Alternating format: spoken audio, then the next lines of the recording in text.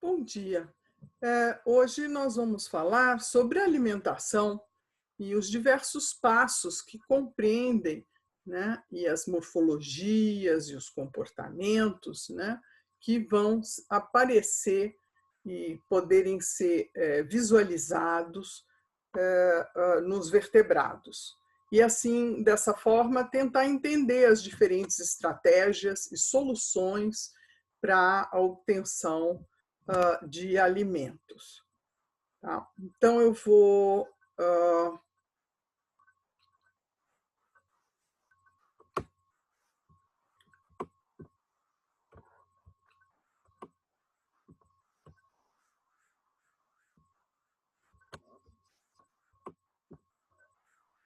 compartilhar a nossa apresentação.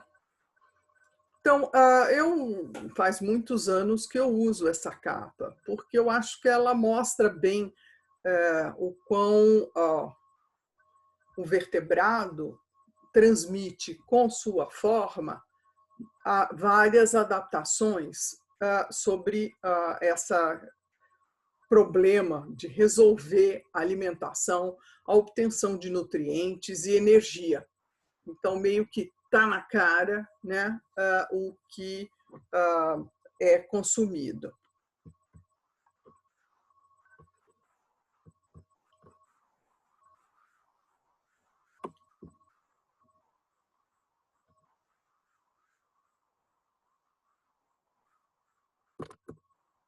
Bom, existem muitos desafios de alimentação, né? Desde localizar o alimento onde você mora, né? Onde você habita, né? Essa questão de procurar e também ver o que tem disponível nesse lugar, como obter esse alimento, né? Isso pode ser simplesmente uma questão de colheita, mas também pode ser envolver correr atrás, capturar, né? No caso de predar, enfim, diferentes habilidades para poder conseguir aquele alimento. Também existe a questão do subjugar. Né? Subjugar a gente normalmente relaciona com uma presa, né? Como que você vai subjugar, fazer com que aquela presa se renda, né? E você possa se alimentar dela. Mas ele também pode se referir a um fruto cuja semente é super protegida por uma casca lenhosa, né? E que vai, então, ter que ser quebrada ou roída, enfim, né? Vai envolver um processamento trabalhoso. Tem a questão de morder, tirar pedaços, tem a questão, né, de cortar como uma forma de reduzir o tamanho das partículas e, dessa forma, poder melhor processar esses alimentos no tubo digestivo. E também essa questão do processar, que envolve tanto aspectos de saliva, né, de redução de tamanho dos alimentos, o que a gente faz muito, né, mas que outros, por assim dizer, engolem quase inteiro. Né? E aí, claro, se o processamento inicial é baixo, a digestão é mais complicada, né? Então vai ter que se basear em todos os sucos, né? Ácidos, né? Para poder dissolver, né? Ou mesmo depender de, no caso de bactérias, para a fermentação. E depois o longo trânsito final para a absorção dos nutrientes e da energia necessária, né, para as realizações das suas atividades do cotidiano. Crescer, reproduzir, enfim, e continuar procurando comida e comendo. Nesse sentido, eu acho essa frase do Hildebrand muito boa, que é a ideia de que cada animal não se adapta a uma combinação casual de atividades independentes, mas a um estilo de vida coordenado. Então, normalmente, as questões morfológicas, comportamentais, né, tá tudo bastante interligado, né, com questões primordiais como essa da alimentação.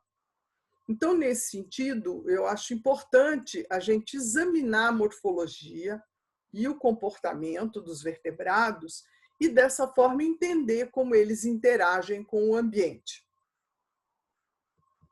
Bom, então, eu gostaria que vocês pegassem um lápis e um papel e que vocês vão anotando as respostas às questões que eu estou levantando ao longo da apresentação do tema.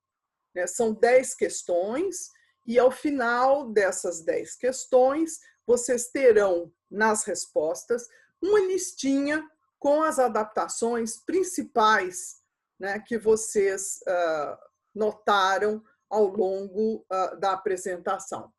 Tudo bem? Bom, existem, então, questões extrínsecas do ambiente que vão ter impacto na alimentação dos animais, dos vertebrados. Aqui um exemplo com peixes, né, com o linguado tapa e o língua de mulata.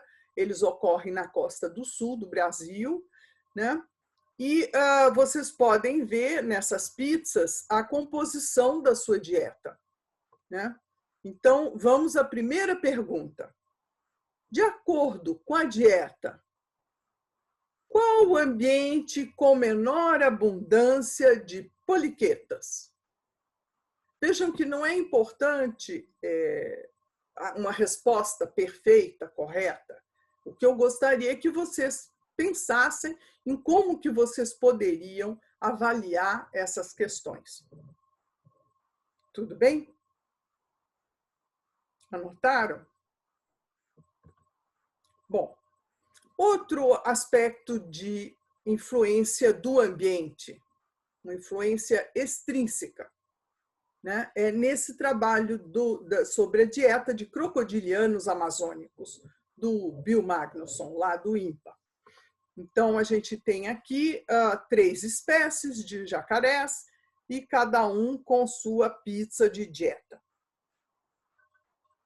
Então, vamos à segunda pergunta.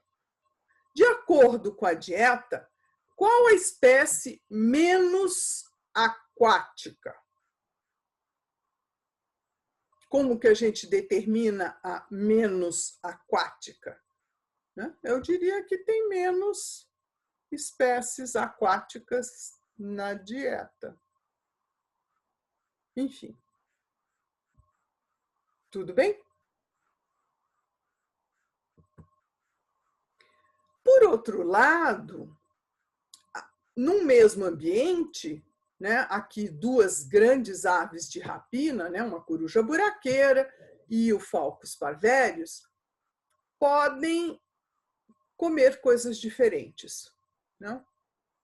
E no mesmo ambiente, ou seja, a proporção dos alimentos nesse ambiente, teoricamente, seria igual. E aí eu pergunto, nesse caso, as diferenças de dieta entre a coruja buraqueira e o Falcus parverius se devem a quê? Será que existe alguma pista sobre mobilidade de presas? Facilidade de captura por conta disso? Pensem nisso e respondam. A gente discute depois. Tudo bem?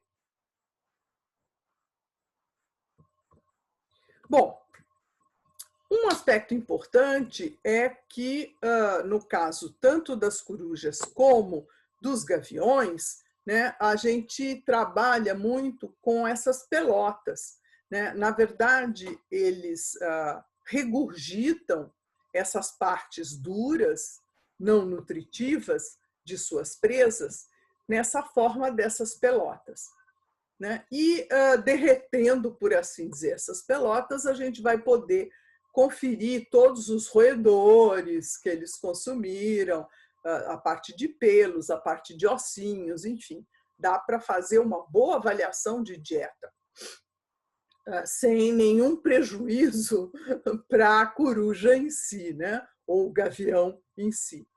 Né? É bastante interessante, inclusive muitas pessoas utilizam em levantamentos de roedores, pelotas de coruja, porque muitas vezes os roedores que elas capturam não caem nunca nas nossas armadilhas.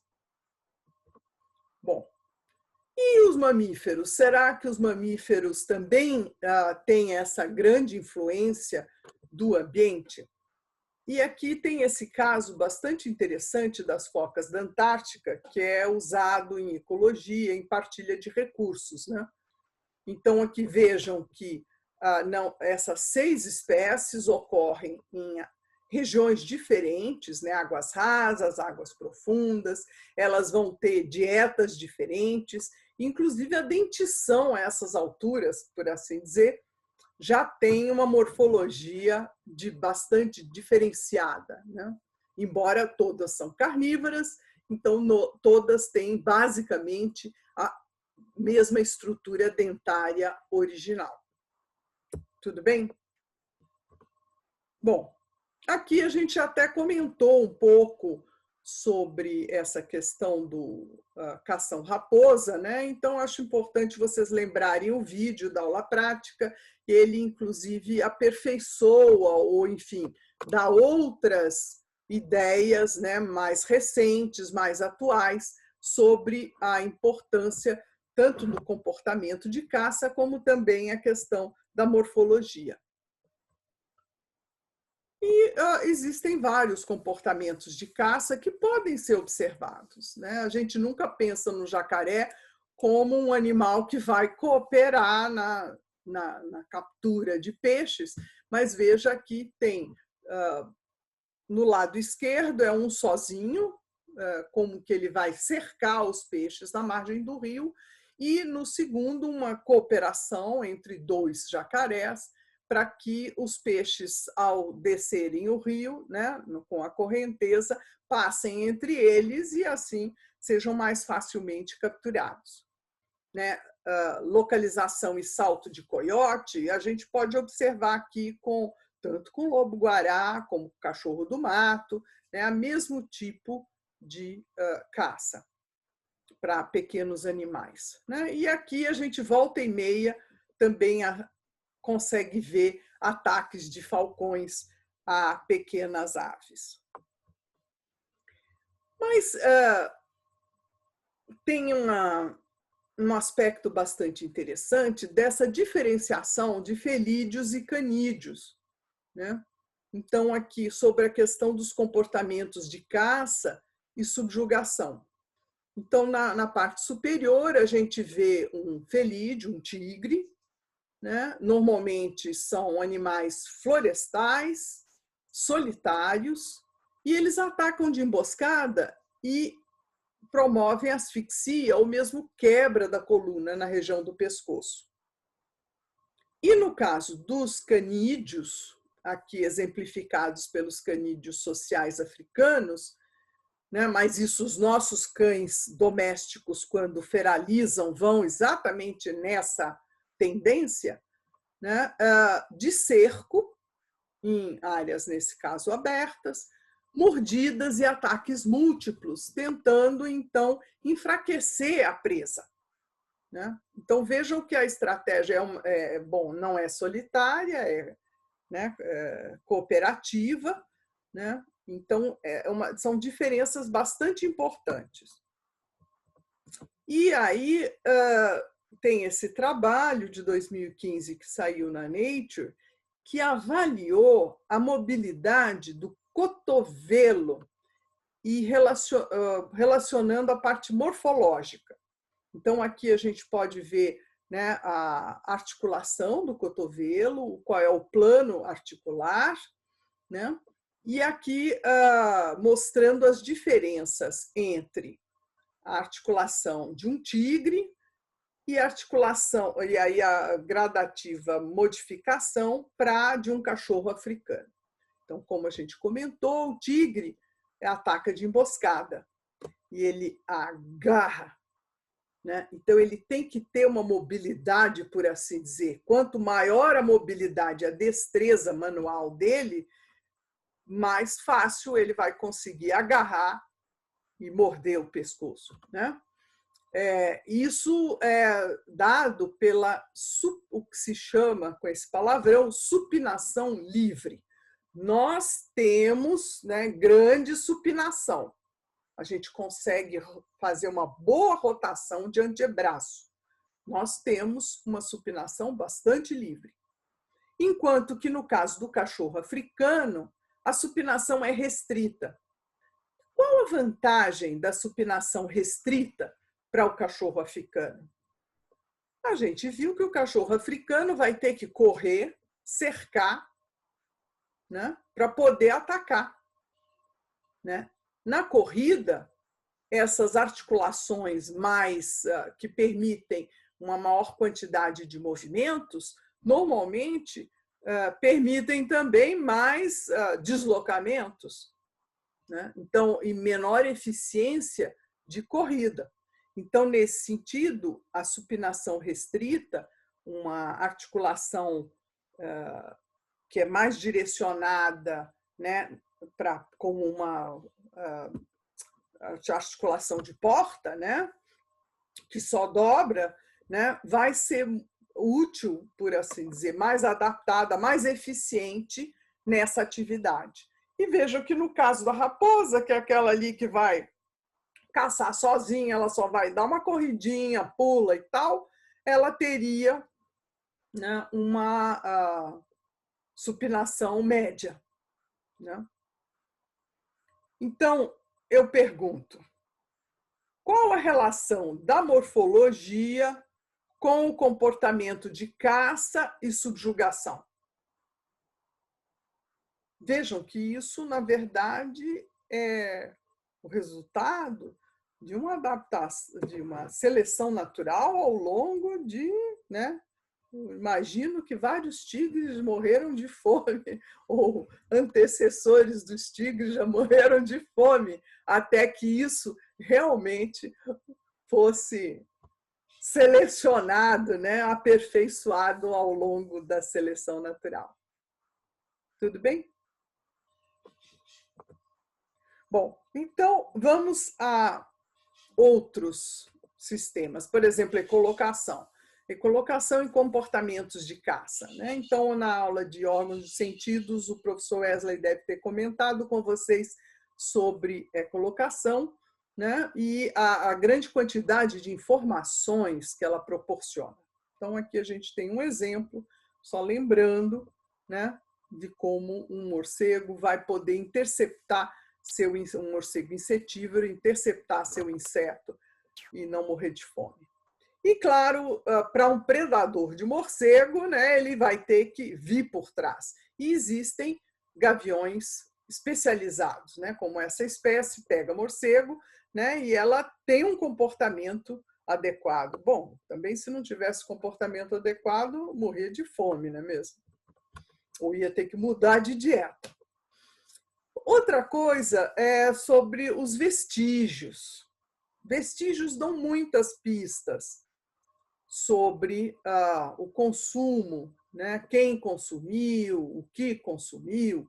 E, ao mesmo tempo, nesse caso especificamente desse esquilinho com essa noz de cária, né? Veja a trabalheira. Né? Quando eu falo em subjugação, que não é só um problema de caça, né, pode ser um problema de consumo de sementes, eu estou pensando nisso. Né? Dá uma olhada na trabalheira que esse esquilo teve para obter as suas sementes. Claro, as sementes são oleosas, ricas, muito nutritivas, então, obviamente, é um serviço que se paga. E, falando em vestígios, então a gente já teve pelo menos 2 alunos que trabalharam com isso, no caso, o Rafael Andrade, né, com esquilo aqui na Serra do Japi, e vocês podem ver os gerivás, né, e a forma de consumo. Né, e, ao mesmo tempo, ele enfatizou a questão um pouco do aprendizado, né, das crianças, né, dos filhotes na abertura dos gerivás, né, e como essa, digamos, quase que depois vira um padrão, né, de consumo. E no caso da tese da Andrea Lambert, uma aluna do professor Wesley, que trabalhou com as gralhas, né, e o consumo de pinhões no Rio Grande do Sul. Claro que nem todas esses vestígios são de alimentação propriamente dita, né? E aqui, como é interessante incluir esse aspecto do castor, né? A gente não tem castor aqui na nossa região, ele já foi introduzido na Argentina, mas ele não chegou até aqui agora. E aqui a gente pode ver alguns vestígios, assim, que eu acredito surpreendentes, né? O tamanho desses troncos que ele consegue cortar, né? E que ele usa para construir sua casa, represar os córregos, né? E isso a gente tem comentado muito sobre ser um engenheiro de ecossistemas. Bom, então vamos lá falar um pouco sobre as dietas. Começando pelos filtradores. Os filtradores normalmente têm vários aspectos que vão ser mais ou menos visíveis. Um é a questão do, nesse caso da jamanta, de nadar de boca aberta, a gente pode ver os raios branquiais e, ao mesmo tempo, olhando de perto, a gente vai ver essas lamelas que vão, por assim dizer, capturar o plâncton, fitoplâncton, zooplâncton, do qual ela se alimenta. Mas peixes ósseos, como a manjubinha, elas também têm essa estratégia filtradora, de alimentação. Então, também associada aos filamentos branquiais, a gente vai ter os rastros branquiais, que estão mostrados aqui nessa figura embaixo à esquerda, e esses rastros formam como um pente fino, para segurar os alimentos. E uma constância nesse tipo de alimentação é que a alimentação vai ser super variada, como vocês podem ver nessa pizza, com os animais e plantas e algas identificadas na dieta da manjubinha. Então, normalmente, é bem diversificado. E até a gente tem um registro de um pterossauro da região central da Argentina, um animal não muito grande, que tudo indica que era filtrador. Tudo indica o quê? A ideia de que ele tem, como vocês podem ver na região do bico, na parte inferior, várias lamelas, muito semelhantes, e aí naquela ilustração lateral, o que seria uma recriação da sua estratégia de filtração, voando na superfície da água. Bom, aqui a gente já comentou em aulas anteriores sobre os flamingos e a filtração. Eu nem por isso trouxe essa ilustração, porque ela também mostra as lamelas que vão restringir, vão fixar os alimentos dentro da boca, por assim dizer, quando ele levanta a cabeça da água como uma escumadeira, e ao mesmo tempo mostra um pouco a questão da língua, que ele vai então comprimir essa região de forma a expulsar a água e reter nas lamelas os alimentos. Já esse caso do colhereiro eu achei interessante trazer, porque não é exatamente uma filtração, ele promove essa turbulência pela simetria do bico e, com isso, os animaizinhos que estão na lama se levantam, se separam, por assim dizer, do lodo e ele consegue, então, capturar. E, para terminar, os mamíferos filtradores, esses dois exemplos bastante diferentes de baleias de barbatanas. A baleia franca do sul, à direita, é a que ocorre na região de Santa Catarina. E veja que ela é uma filtradora de superfície. Então, ela nada recolhendo a fauna na superfície, né? E com essa extensão da bochecha, ela limpa, por assim dizer, né? Essas barbatanas e delas, de tudo que ali fica fixo.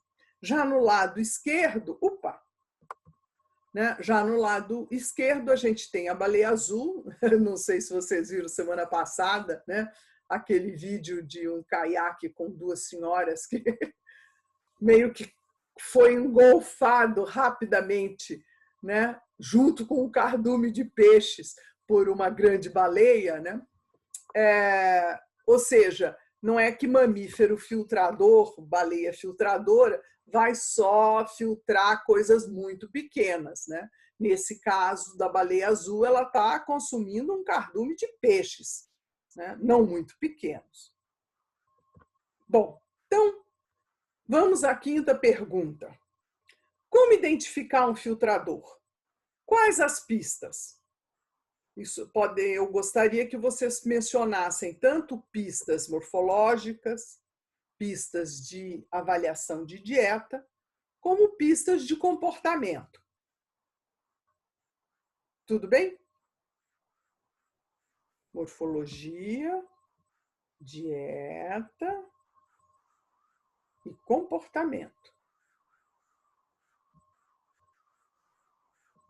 Bom, prosseguindo. A gente vai ter exemplos bastante claros e objetivos de especializações das bocas de peixes, ou seja, a gente olhando a boca, a gente vai ter uma noção bastante boa de como que ele captura seus alimentos.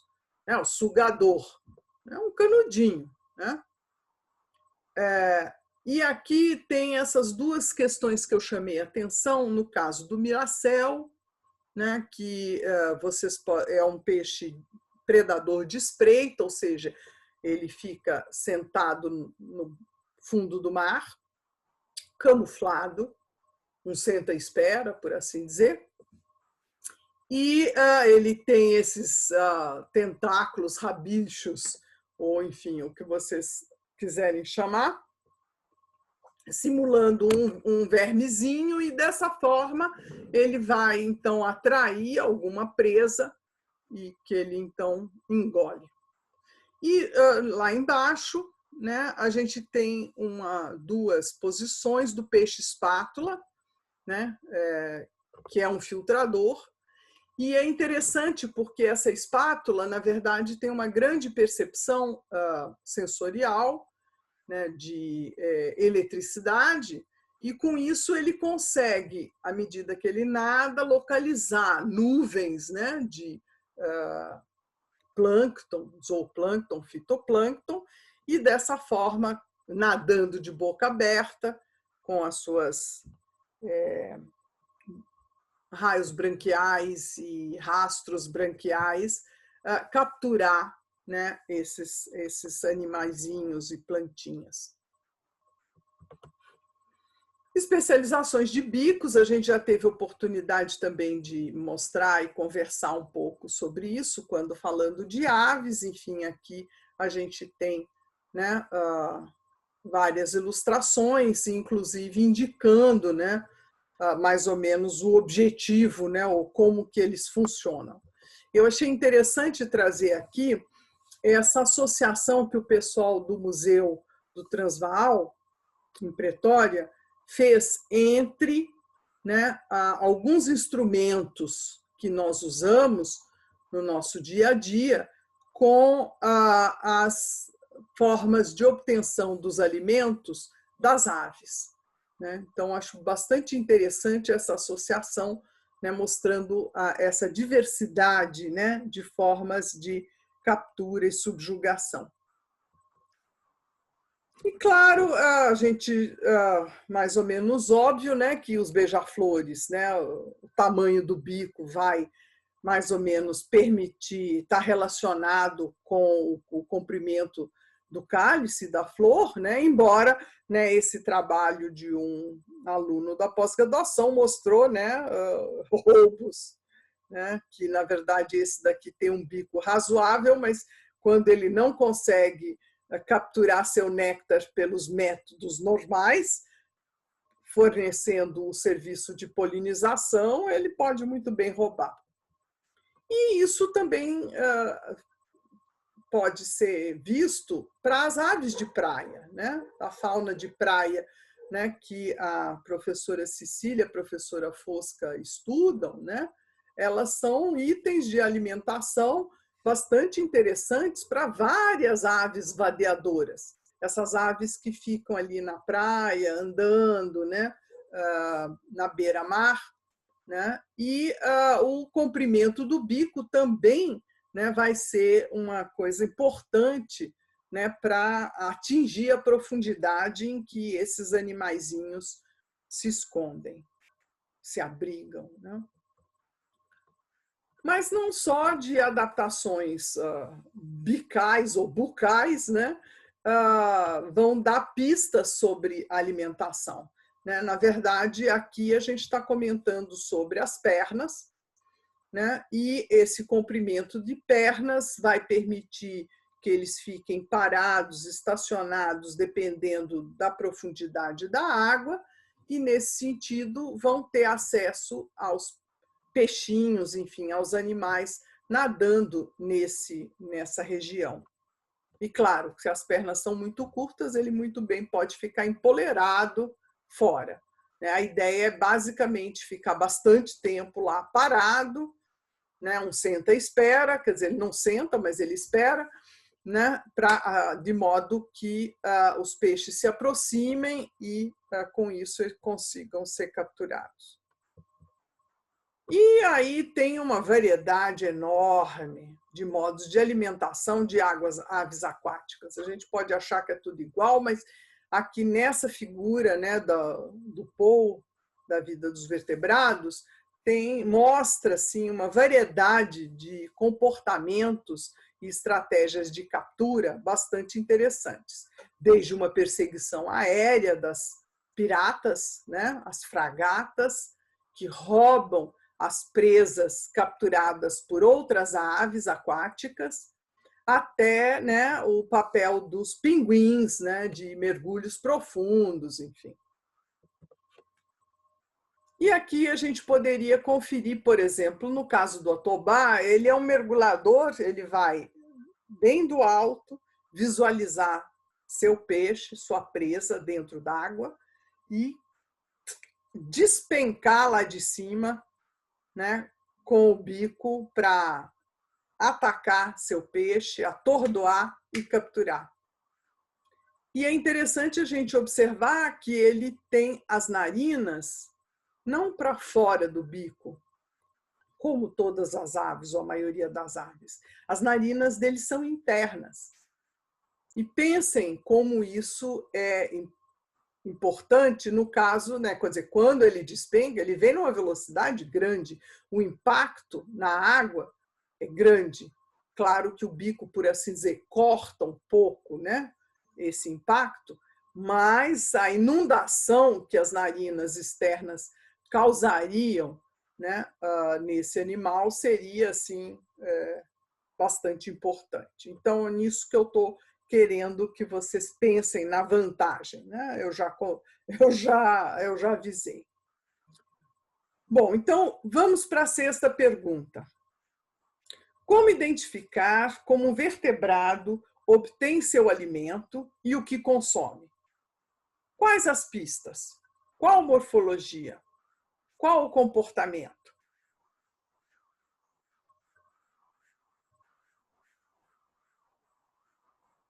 Qual morfologia?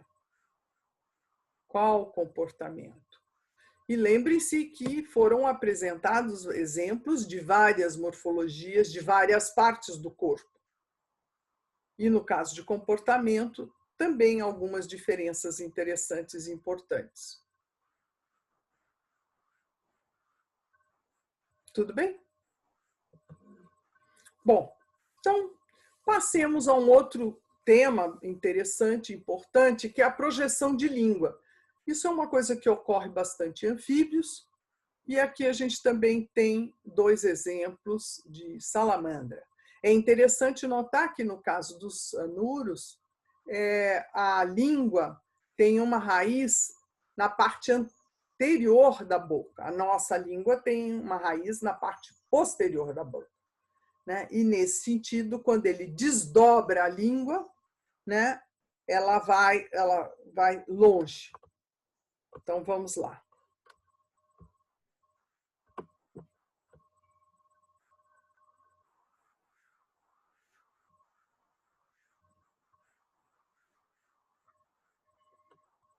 Ok? Bom, esse é um freguês aqui da nossa varanda.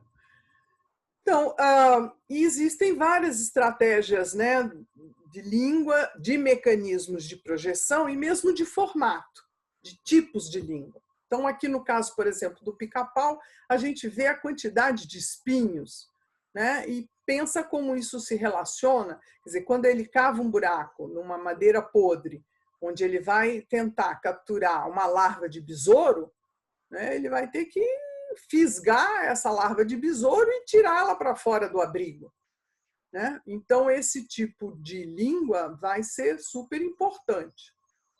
Já no caso do camaleão, é grude, é muco. Né? No caso do tamanduá-mirim também. Né? A língua é cilíndrica e bastante pegajosa. Já no caso do morcego nectarívoro, ela vai ser quase como uma toalha felpuda, né? Em que ela é tão felpuda que ela absorve, né, o néctar. E existem vários formatos de língua. A gente pensa em língua só no tipo que a gente tem, mas existem assim muitas diferenciações. E isso aqui é um exemplo de línguas de aves, né? Então, mostrando a questão de ser uma língua mais tátil, uma língua mais generalizada, uma língua tubular nectarívora, por assim dizer, para sugar o néctar, ou mesmo no caso dessa marreca, né, uma língua filtradora. Veja a quantidade de cerdas que ela tem na lateral da língua, né, que vão ajudar a reter os animaizinhos, né, da água que ela pega. Bom, cuspir também funciona, né? Esse é o peixe arqueiro, né? E tem alguns outras espécies que também vão lidar com essa questão da difração, né? Dentro da água, com fora da água, enfim, né? Mas vão ser bem-sucedidos na sua alimentação. E ainda a gente poderia lembrar aqui, né? Por exemplo, no caso do tucano, né? Ele pode ficar apoiado num galho mais grosso e nem por isso atingir os frutinhos que estão na parte mais fina da ponta do ramo, né? Alcançando com seu bico. Outro exemplo, no caso dos primatas, é a questão da cauda preênsil. Ele vai poder ficar pendurado num galho grosso, mais forte, que o sustente, e nem por isso colher as folhinhas, brotinhos novos na ponta dos ramos. A captura também pode envolver outras morfologias, né? No caso da águia pescadora, veja as espículas da planta do pé. Claro, se ela vai pegar um peixe, né, ela tem que ter um bom atrito nas palmas dos pés. Né? Então, essas espículas vão ajudar, né, a agarrar, né, junto com as garras, o peixe que ela está capturando. Né? Os gaviões, os mochos, né, as garras são bastante importantes na captura de seus alimentos. E, ao mesmo tempo, a galinha comum, que vai trabalhar ciscando o chão, né, tem garras muito mais modestas e nem por isso menos eficientes para a dieta que ela consome. Então, vamos à sétima pergunta. Como identificar como um vertebrado captura seu alimento e o que consome? Quais as pistas? Existem outras morfologias que podem nos ajudar nessa caracterização, que podem nos iluminar comportamentos, né, importantes para que essa captura e o consumo sejam realizados.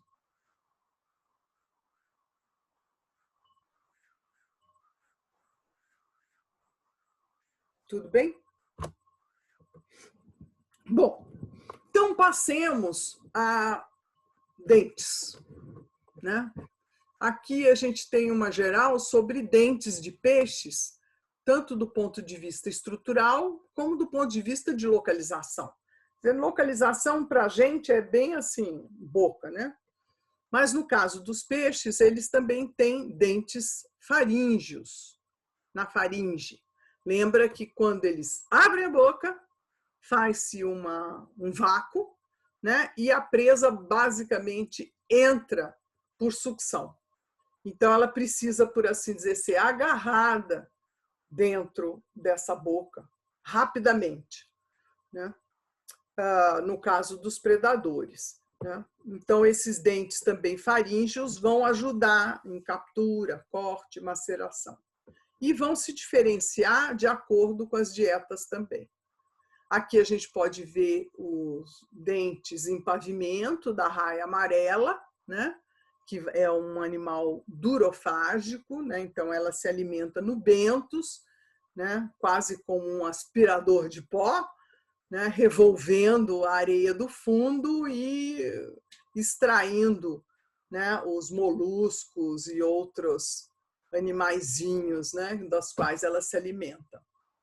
No caso do sargo de dentes, veja que eles têm dois tipos de dentes. Heterodontes, quem diria?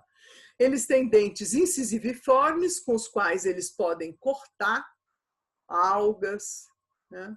Alguns plantinhas, e ao mesmo tempo molariformes, que seriam ligados à durofagia. Então, para macerar pequenos animaizinhos que vão vir com essa vegetação.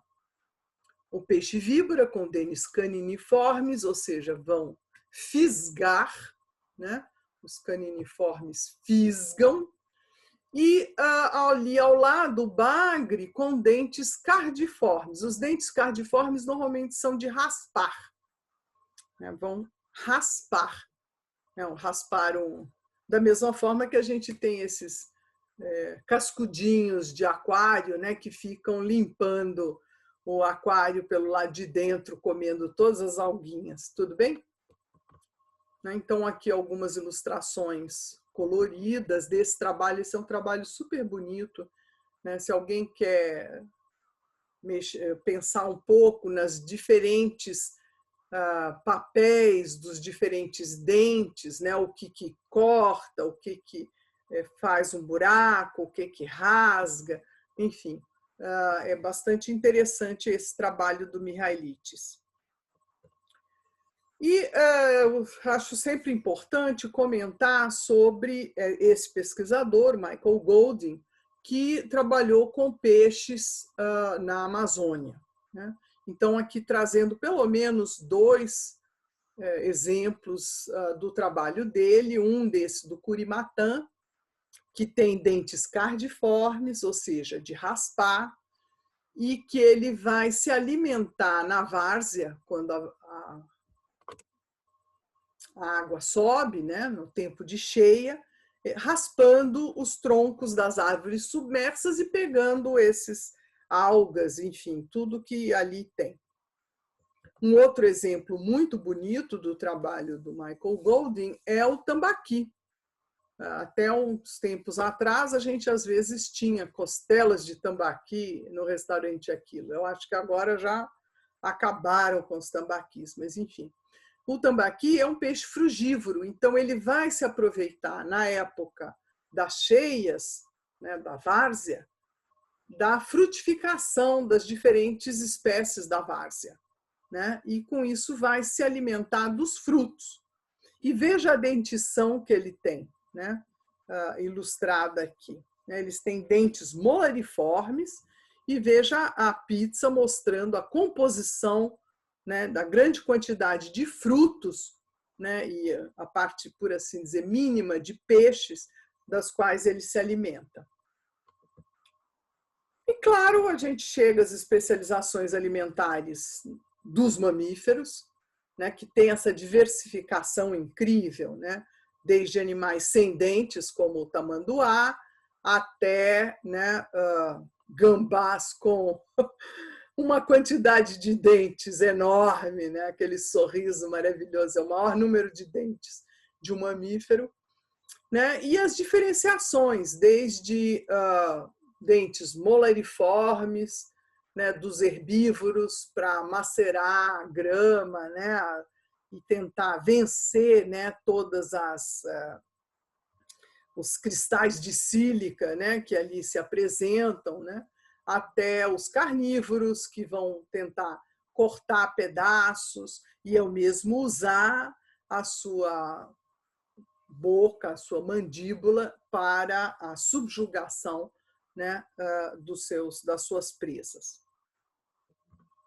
Bom, então vamos à 8ª pergunta. Como o exame dos dentes colabora na identificação da dieta e dos desafios de subjugação de seu alimento? Quais outras morfologias e comportamentos poderiam ser mencionados aqui?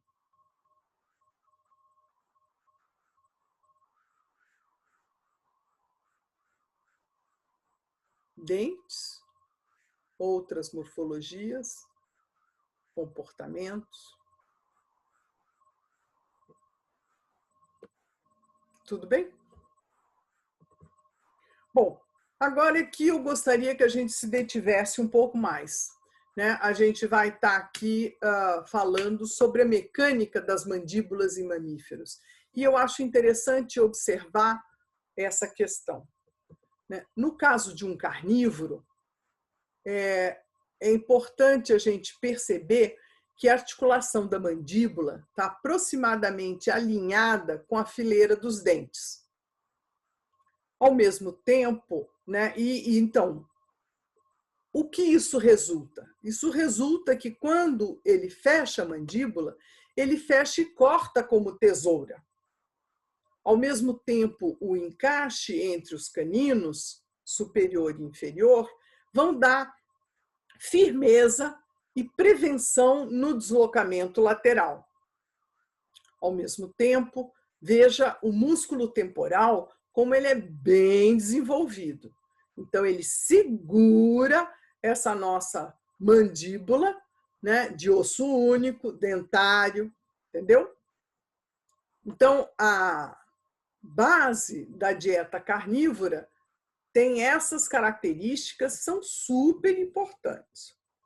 E se vocês puderem uma vez pegar um crânio de um carnívoro na mão, vocês vão ver que não tem jogo de mandíbula. É muito importante. Já no caso do herbívoro, né, veja que a articulação da mandíbula é muito acima da fileira dos dentes. E essa diferença vai permitir que, quando ele fecha a mandíbula, ele fecha como prensa. E se a gente pensar que ele vai ter que moer, prensar seus alimentos vegetais, né? Isso é bastante importante. Ao mesmo tempo, veja que a musculatura é diferente. A proporção entre masséter enorme. Esse masséter que vai trabalhar na mastigação, né? No processamento daquelas fibras vegetais, né? E aquele temporal pequenininho ali, ele não vai ter muito papel. Ao mesmo tempo, isso vai permitir mobilidade lateral, força na mastigação, né? Vai permitir que a mandíbula vá mais para frente, para roer, por exemplo, no caso de um roedor, né? Cortar com os incisivos, e, ao mesmo tempo, trazê-la mais para trás, né, para moer, né, fazer uma melhor oclusão entre os molares. Outra coisa que vocês podem ver é que muitas vezes eles não vão ter caninos, eles vão ter esse espaço vazio, né? Por quê? Porque, como eu expliquei, no caso dos carnívoros, o papel dos caninos é super importante como trava. Se aqui eles precisam de mobilidade, o canino só ia atrapalhar, né? Bom, quando a gente estava falando de mamíferos, a gente sempre, porque nós temos mais firmeza, porque a gente tem osso único de mandíbula, mas outras adaptações, outras soluções são tão interessantes quanto essas, né? Veja nesse caso dos lagartos e das aves, como essa quantidade de articulações vai permitir uma precisão, como uma pinça, na captura dos seus alimentos. Se eles tivessem um crânio rígido, ia ser que nem a gente ficar lutando com a azeitona no prato. Ela pula para lá, pula para cá, e só depois que a azeitona cansar que a gente vai conseguir comer, não é mesmo? Ou então a gente vai pegar com os dedos, a pinça dos dedos. E claro, essa questão da articulação e cinese craniana, no caso das cobras, é imprescindível, né? Fantástica. A delicadeza do crânio, a grande quantidade de articulações, né? Essa questão das mandíbulas livres, que vão permitir esse consumo de presas maiores do que seu próprio diâmetro, né? E a gente bem vê que no caso de uma sucuri, haja diâmetro, né? Quando uma está lá de barriga cheia, a gente bem vê o diâmetro que ela consegue, não é mesmo? E que ela conseguiu engolir, né? A gente vê ele no meio do corpo, mas enfim, ele já entrou pela boca, né? E aí, claro, no caso, a questão dos venenos, né, das toxinas que vão colaborar na subjugação, né, no caso das viperídeas, né? Então, eu cheguei a postar lá no Classroom uma figura de um trabalho bastante interessante analisando toxinas, né, em parte em resposta às toxinas que o aluno me perguntou sobre o ornitorrinco, né? Embora no caso do ornitorrinco não seja exatamente toxinas de subjugação para alimentação, estão mais relacionados com a defesa, as substâncias têm o mesmo papel, né, e o mesmo tipo de ação. Tudo bem? E algumas outras coisas que chamam menos atenção. Essas ilustrações do SIC estão chamando atenção para como que esses granívoros conseguem subjugar as suas sementes, né? Porque, na verdade, a semente vai ter uma testa dura, que não é interessante consumir, mas vai ter um conteúdo, né, bastante rico em nutrientes. Então, ele precisa descascar, né? E não tem mãos, né? Então, ele vai ter que dar um jeito com o seu próprio bico de como descascar. Então, aqui é uma ilustração bastante acurada de como que ele vai movimentar a semente, né, dentro do bico de forma, e a morfologia do bico, de forma a descascar a sua semente. E aqui no caso de um papacapim, um outro tipo de bico, né, para quebrar a sua semente. Claro que segurar coquinho também ajuda, martelar também ajuda mais, né? Coisas que os macacos prego na caatinga fazem muito. Então, nona pergunta. Como identificar como um vertebrado subjuga seu alimento? Quais as pistas? Quais morfologias? Quais comportamentos? E vejam como, na verdade, você tem que usar essas diferentes pistas para fazer uma boa avaliação, né?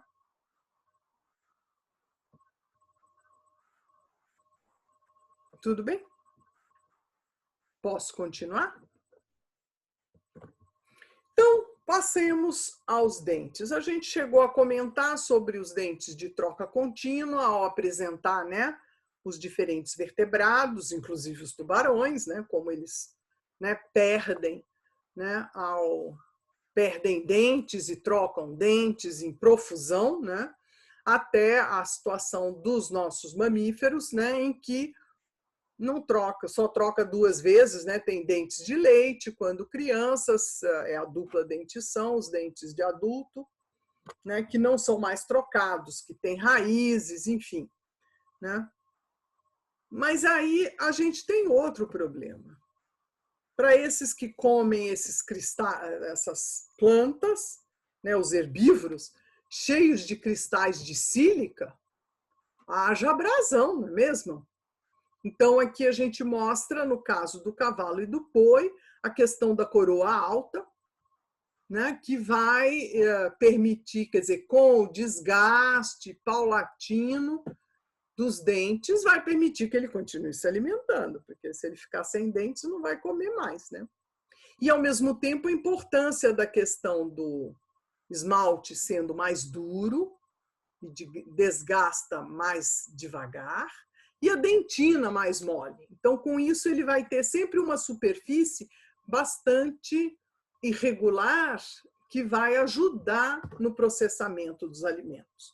E no caso do roedor, claro, né, ele rói aquelas nozes danadas, né, ou mesmo no caso do castor lá, dos troncos de árvores, né, há o mesmo processo, né? Então, bom, são nesse caso são dentes de crescimento contínuo, né? Então precisam inclusive ser desgastados, né? E são normalmente na alimentação, né? E o desgaste também diferencial entre esmalte e dentina. Tudo bem? Então, como identificar as adaptações de resistência de um vertebrado às defesas, abrasão de seus alimentos?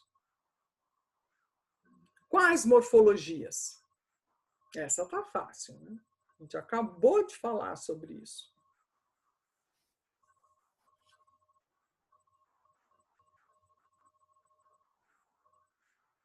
Bom, essa é a última pergunta.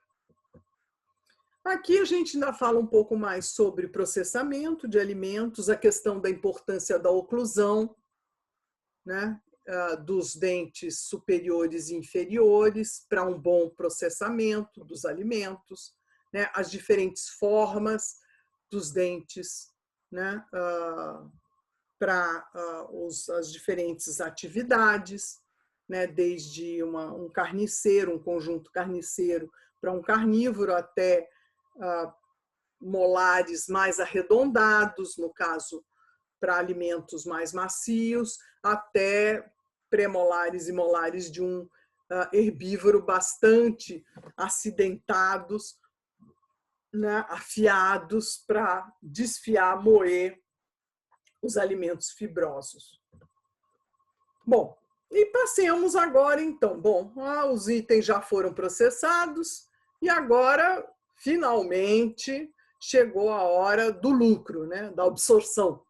O que é que a gente vai conseguir tirar dessa comida que foi ingerida, né? E aqui as informações que os intestinos dos peixes, por exemplo, mas dos outros vertebrados também nos dão. Intestinos curtos, dieta muito nutritiva. Intestinos longos, dieta pobre. Ou seja, o trânsito intestinal precisa ser longo e demorado para que consiga, né, recuperar a energia e os nutrientes necessários à sua vida. Claro que esses intestinos valvulares, como no caso do tubarão, podem nos confundir, né? A gente olha por fora e diz, o intestino super curto, é tubarão, então é carnívoro, Mas nem todos os tubarões são muito carnívoros, né? A gente conhece, claro, os mais, mas existem os menos também. E nesse sentido, né, esse intestino com válvulas assim, né, válvula espiral, ele vai ser importante no sentido de aumentar a superfície de absorção. E claro, isso, bom, no caso das aves é raro, né? Porque herbivoria é rara, né? Então, raríssima, né? Na verdade, a única ave herbívora que a gente conhece, né? A cigana, essa beleza aí no canto superior esquerdo, uma ave amazônica, um bicho super bonito. Ele também tem um papo volumoso, né? Ele tem um seco notável, né? E aí eu pergunto para que serve, e aí a gente vai ver no próximo slide, né? O que deveria ser. E aqui a gente pode comparar, né, um tamanho de papo da cigana com um pombo, né? E aí a questão do processamento, só lembrando que no caso do papo, né, dos granívoros, no caso dos pombos, eles muitas vezes vão ter pedrinhas e esse papo muito musculoso, ele vai comprimir, né, trabalhar ali no sentido de quebrar essas sementes. E aí fica também uma questão para pensar por que a herbivoria deveria ser rara em aves. Bom, então, para que serve aquele seco? Vejam aqui, fermentação pós-gástrica. Pós-gástrica porque vem depois do estômago, tá? Pós-gástrica.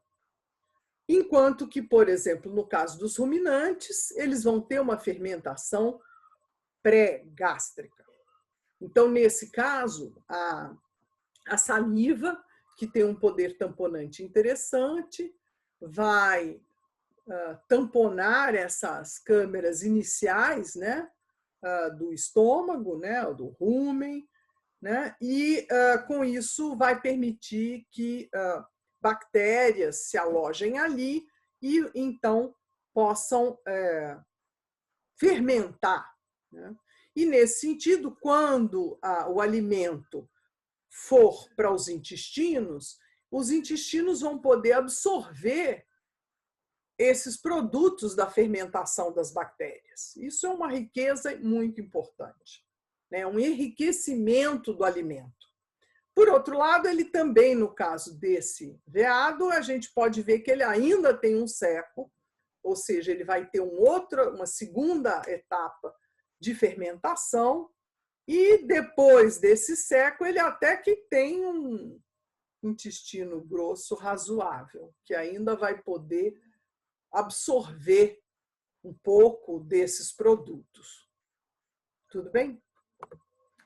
Então, aqui eu acho que a gente faz um pequeno resumo, né, sobre fermentação em herbívoros, a pré-gástrica, que pode ser tanto com câmaras de fermentação, como no caso dos ruminantes, mas no caso da preguiça, ela tem um estômago saculado. Ou seja, a câmara inicial do estômago tem tamponamento de saliva e, com isso, tem uma fermentação básica. E os de fermentação pós-gástrica, que exemplificados pela capivara, né, e vários roedores, e também pelos tapitis, tem, na verdade, então, a fermentação se dá no seco, e isso acaba levando a um outro comportamento, que é o comportamento da coprofagia, em que eles vão produzir, na verdade, dois tipos de fezes. As fezes que a gente encontra de capivara no parque são as fezes fibrosas. A nutrição dela já era. Enquanto que as fezes nutritivas, as primeiras, elas são reingeridas. Tá? Então, até eu vou colocar para a aula prática uma ilustração bem boa de como que essa separação é feita a nível de estômago. Tá? Então, é bastante interessante isso. Então, agora, para terminar, eu gostaria que, com base nas suas respostas às 10 perguntas que vocês anotaram, vocês fizessem uma listinha dessas pistas das adaptações de alimentação, tanto intrínsecas, ligadas à morfologia e ao comportamento dos vertebrados, como extrínsecas, que estariam relacionados ao habitat ou mesmo aos itens de alimentação, né, do meio ambiente. Tudo bem? Então tá.